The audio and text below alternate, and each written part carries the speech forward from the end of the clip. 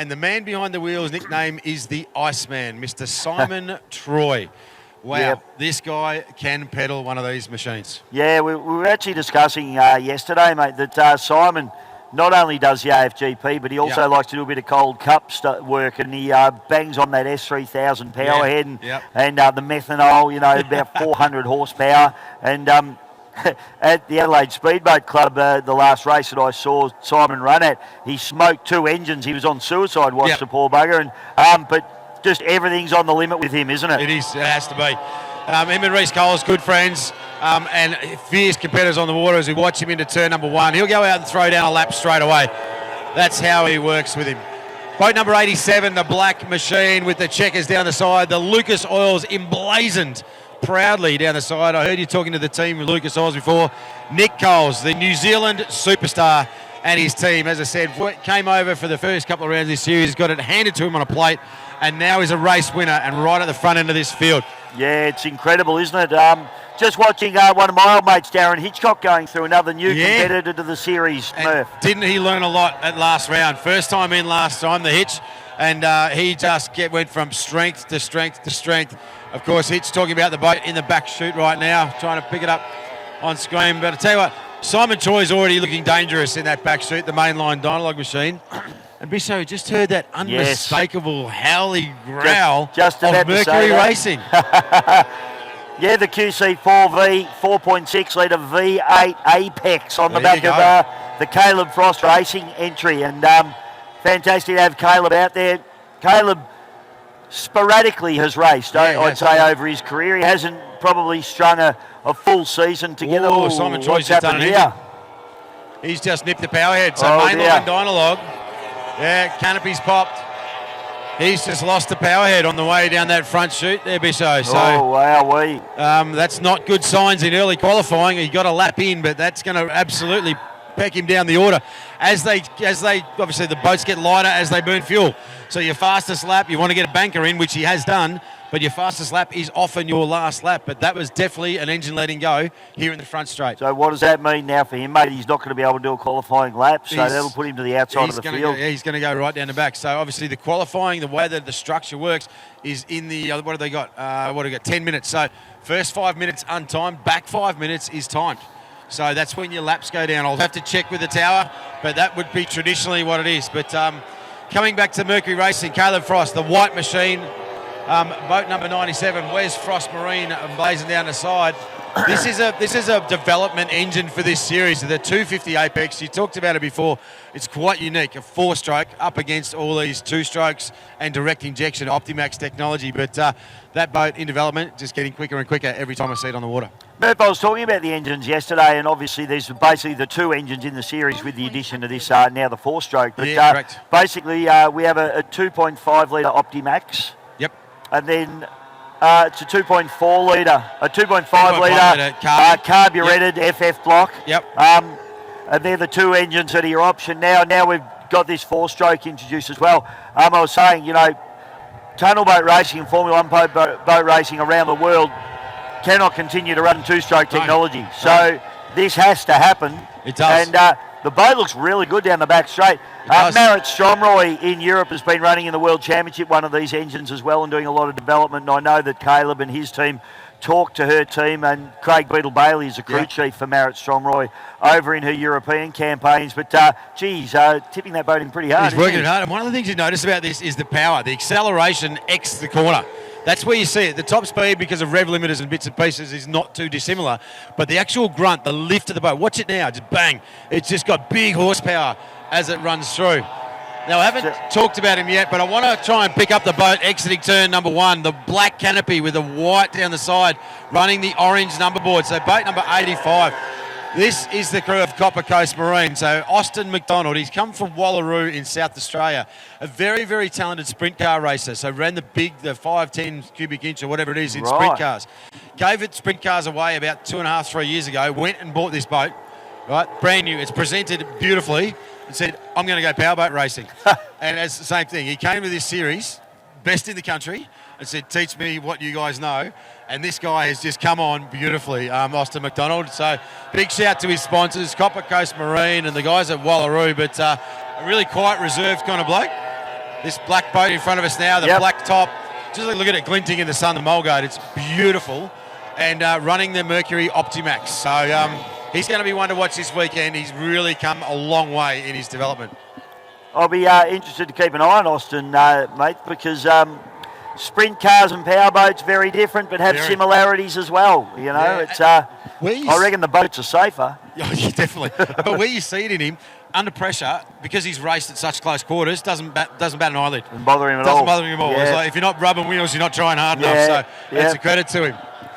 There goes Nick Coles. Look at this. Lucas Oils, boat number 87.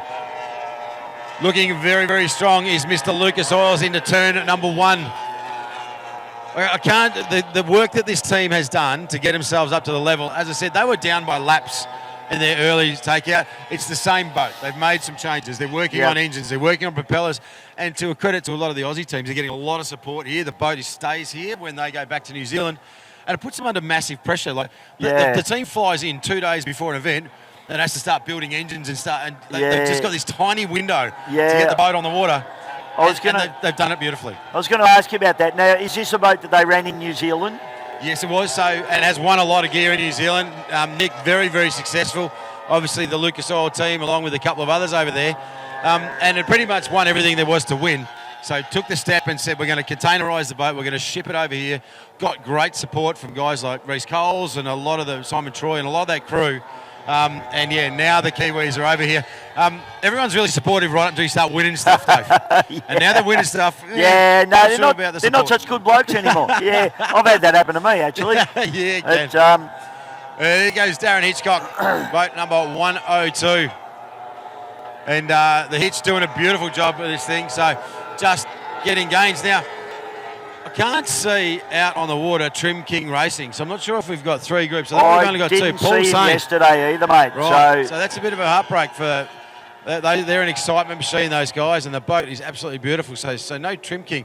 Sorry, I've called that as the wrong boat out the back. That is Wasp Racing, here, isn't it? Don't confuse me. No, so this is Hitchcock coming in the front now. So that black boat with the purple or the aquamarine and the red, that is Darren Hitchcock. So that's Will Parker that you were talking about there. Will. And I do want to talk about Will, who's going to round up. There's a very beautiful red-headed girl waving at you, mate. Right, so Will Parker, if I can get our camera crew, he's out at the bridge end right now because he's going to throw a hot lap in, Bish, and this is going to be in his qualifying run. As he comes out now, starts to square it up. This guy is frighteningly fast. And I mean frighteningly fast because he is loose. Look at the dance on the attitude on the boat. There is none of that in the water. That is right on the edge of picking up extra wind and going up and over. Slams it in hard. Actually beautiful. Lets it have a little bit of head. Now, we've lost a turn buoy down there, Dean Dave. Someone's picked it up on the way through. So we've got a turn buoy deflated down the far end of the course, and Will's come off the throttle in the back chute, so not sure. It wasn't Will, but someone else has picked up that turn buoy, but we are still running under green. Yeah, I'm not sure. Will's obviously decided to back out of that one for whatever reason, which is interesting. It is, because this is in that qualifying window. Those last couple of minutes, every one of these laps is being timed. So Nick Coles has got a good banker in, and so has Copper Coast Marine. So they've done really, really well in their timing. But Wills needs to make this one count. So let's watch him this time through. Different attitudes. See the way he just lets that boat go loose. It's a pattern in his driving. It's fast on the exit, but it can be dangerous. He has had a couple of big moments here last time round. He ripped the inside sponsor on Picklefork off twice last time round. He was fighting hurt. Last lap that he came out of this bottom bridge end turn, mate, he stood it up like a little 1750 bullet. So I was a bit worried he was going to blow it over, actually. So settles it into the back chute right now. So watch him drift through. So a lot of the drivers, so they're settling the inside sponson through there and then having to get Look the boat at the stand up there. That's exactly right. Wheel stand. Now 24-volt up trim to try and get the nose of the boat up. Settles it again. So going for a short track run, not a wide stand up. That is as close as you need to be, Will Parker, and he's going to slam the stopwatch shut. That was a good, strong lap from Wasp Racing. Big shout out to the Parker clan. They do a huge amount of work for this series. Getting some mega footage coming through from Andy and the boys there on the drone, as well as we see a bit of a gaggle of boats. You don't want this in qualifying. You don't want to be around other boats, do you? You want to find some space. You can see Nick Coles backing out of it. So can't have too long to go. I see Russell Embleton up here as well on the radio in the flag control tower. So Nick Coles trying to find some room to get a qualifier in. So who's on a hot lap right now? Now, Darren out there in that black machine sitting behind Caleb Frost, he's just absorbing this, looking at the lines. Caleb has a lot of experience behind the wheels, crashed a lot of stuff, but he is fast. Coming back to this series, so great to see Hitch out there sitting in the wash, seeing the lines, learning all the time. He's a very talented operator behind the wheel of a boat, but this is brand new for him. Yeah, it is. I think Darren will take to this like a duck to water. I'm not sure. What hull is he running there, Murph? Is it an older boat? Yeah, it is. It was actually campaigned by the Cohens, so Damon and Brock Cohen. So top of my head, you put me on the spot and I've gone completely blank. Sorry. But I was just looking at the lines of it. You can sort of pick when a boat's not like a current spec boat, I guess you'd call it. It's a slightly older one. I can't which think. can also be good, I mean, because they're a proven design, It is. It's a very stable boat and really good in the rough as well. Loves a bit of horsepower, that boat. Put an S3000 on it. Hello. Crazy. Yeah, but in this series, we're allowed to run it. So, checkered flag flying high at the tower. There's Austin McDonald, Copper Coast Marine, the man from Wallaroo in South Australia, boat 85. He'll be very happy with that run. Good, clean time. Put down some numbers. As will this guy, Will Parker. You can see.